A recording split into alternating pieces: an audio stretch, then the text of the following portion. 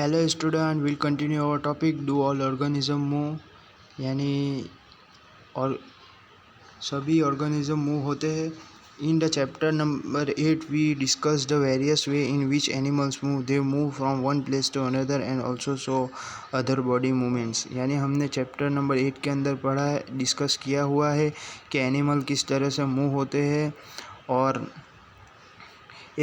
एक जगह से दूसरी जगह किस तरह से जा सकते हैं और उनका बॉडी मूवमेंट्स कैसे होता है।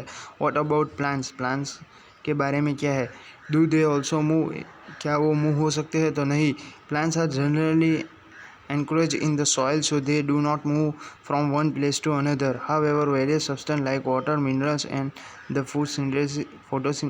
food synthesis by the move from one part of the plants to other. Have you noticed any other kind of movement in plants? Opening or closing of flowers?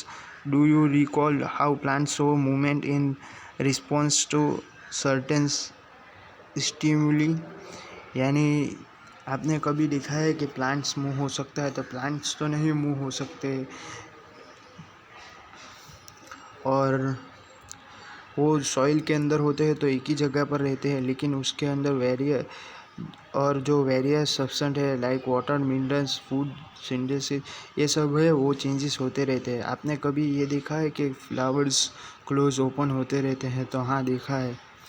We also have the some non living things moving of cross a bus, car, a small pieces of paper, clouds and so on. Is there something different in the movement from the movements of the living beings?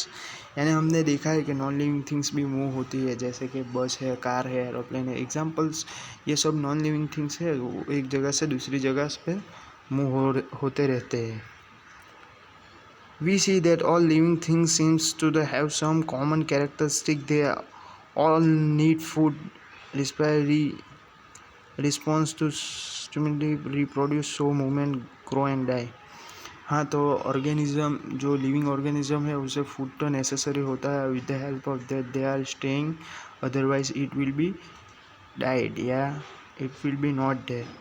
Do we find some non-living things that also show more of this characteristic? Car, bicycle, clock and water in the river move.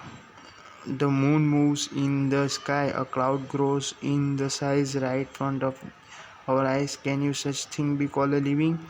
यानी cloud है, bicycle है, car है, waters है, वो सब एक चीज़ move होती रहती है, तो क्या वो चीज़ लिविंग है? तो वो तो बिल्कुल नॉन लिविंग थिंग्स है। In all the other characteristic of living things in, ये इतना ज़्यादा इम्पोर्टेंट नहीं है।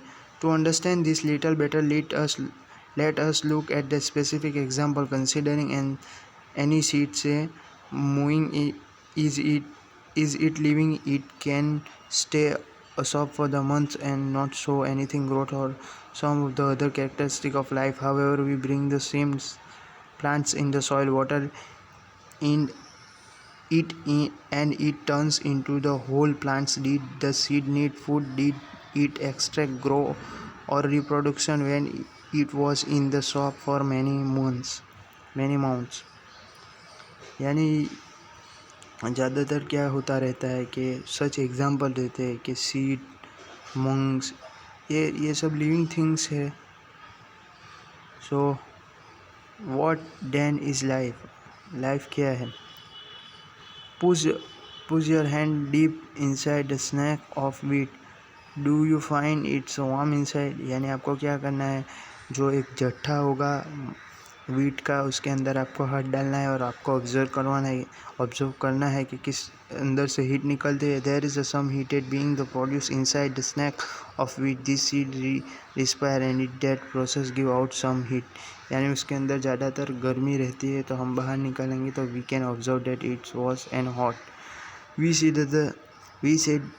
see that reproduction is a process that take place in seed. Even with some of the other life process may be not be very active.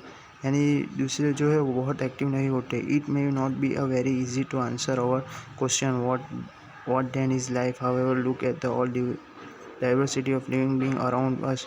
We can conclude that life is a beautiful. यानी हमारी जो life है वो सच a beautiful है। सो हमारा chapter यहाँ पर ख़त्म होता है।